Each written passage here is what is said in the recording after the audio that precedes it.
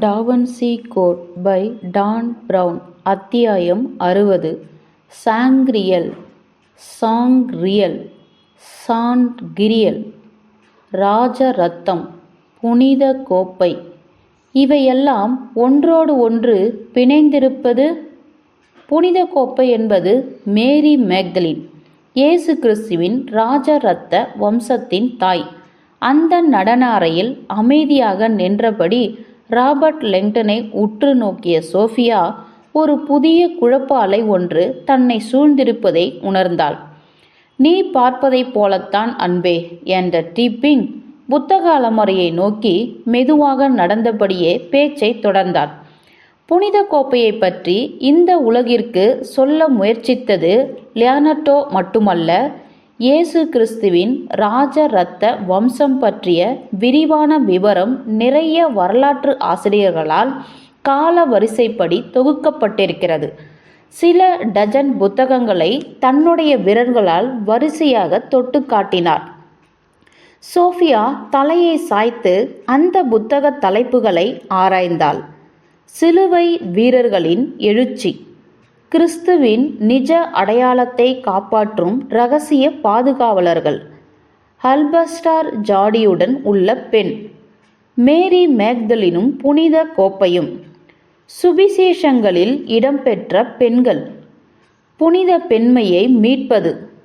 இதுதான் மாபெரும் புத்தகமாக இருக்கக்கூடும் என்ற டீப்பிங் உதிரும் வகையில் இருந்த கெட்டியான அட்டை கொண்ட புத்தகத்தை அலமாரியிலிருந்து எடுத்து அவளிடம் தந்தார். அந்த அட்டையில் இவ்வாறு எழுதப்பட்டிருந்தது: புனித இரத்தம், புனித கோப்பை. சர்வதேச அளவில் நன்கு விற்பனையான மிக பிரசித்தமான நூல். சோஃபியா அதை உற்று நோக்கினாள். சர்வதேச அளவில் நன்கு விற்பனையானதா? இதை பற்றி நான் கேள்விப்பட்டதே இல்லையே. உனக்கு அப்போது சின்ன வயது. 80ஆம் வருடங்களில் இது பெரிய சர்ச்சையை ஏற்படுத்தியது. என்னுடைய ரசனையை பொறுத்தவரை இதன் ஆசிரியர்கள் தங்களுடைய பகுப்பாய்வில் சில பொய்யான நம்பிக்கைகளை உருவாக்கியிருக்கிறார்கள் என்றுதான் சொல்வேன். ஆனால் அவர்களுடைய அடிப்படை யூகங்கள் மிகவும் வலுவாக இருக்கின்றன. குறிப்பிடும்படியான விஷயம் என்னவென்றால், கிறிஸ்துவின் இரத்த வம்சத்தை பற்றிய கருத்தாக்கத்தை அவர்கள் மைய நீரோட்ட கருத்தியலுக்கு கொண்டு வந்து விட்டார்கள் என்பதுதான். இந்த புத்தகத்தை பற்றிய தேவாலயத்தின் எதிர்வினை எப்படிப்பட்டதாக இருந்தது? அராஜகமாக இருந்தது. ஆம், ஆனால் அது எதிர்பார்த்திருக்கக்கூடியதுதான். எல்லாவற்றிற்கும் மேலாக 4ஆம் நூற்றாண்டில் வாடிகன் குழி தோண்டி புதைக்க முயற்சித்த இரகசியமே இதுதான். சிலுவை போர்களும் இதன் ஒரு பகுதிதான்.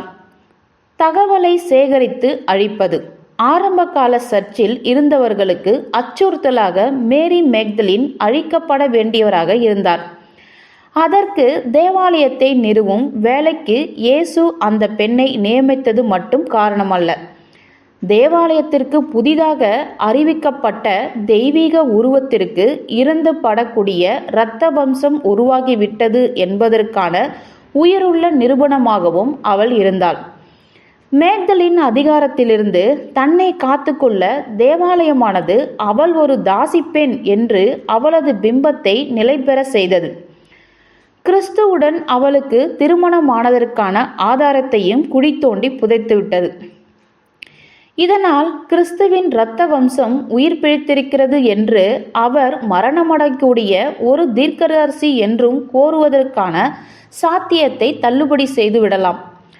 அதற்கு தலையசைத்த லெங்டன் சோஃபியா சற்று நோக்கினாள். இது உறுதியான விஷயம் என்பதை வரலாற்று ஆதாரங்கள் நிரூபிக்கின்றன சோஃபியா. நான் ஒப்புக்கொள்கிறேன் என்ற டீப்பிங். இந்த கருத்துக்கோள்கள் யாவும் ஆபத்தானவை.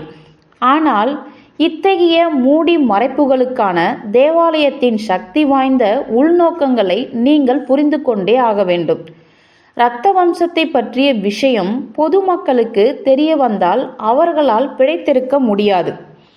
ஒரே நேரத்தில் மனிதர்கள் தெய்வீகத்தை அணுகவும் சொர்க்கத்தின் நுழைவாயிலாகவும் தன்னை அறிவித்து கொண்ட கிறிஸ்துவ தேவாலயத்தையும் கிறிஸ்துவின் தெய்வீக தன்மையும் இயேசுவின் குழந்தை ஒரு சேர குழி தோண்டி பகைத்துவிடும் என்றார்.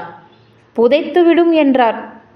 5 இதழ் ரோஜா என்ற சோஃபியாவில் டீப்பிங்கின் புத்தகங்களுடைய முதுகு பக்கத்தை சற்றென்று சுட்டி காட்டினாள். அதில் இருந்த அதே வடிவந்தான் ரோஸ்வுட் பெட்டியையும் அலங்கரித்திருந்தது. லெங்டனை உற்று பார்த்த டீப்பிங் பலமாக சிரித்தார். அவருக்கு மிக சிறந்த கண்கள். அவர் சோஃபியாவின் பக்கம் திரும்பினார். அதுதான் கோப்பைக்கான துறவு மடத்தின் குறியீடு, மேரி மேக்தலின். ஏனென்றால் அவருடைய பெயர் தேவாலயத்தால் தடை செய்யப்பட்டுவிட்டது. மேரி மேக்தலினை பல்வேறு புனைப்பெயர்களில் இரகசியமாக குறிப்பிடுகிறாள்.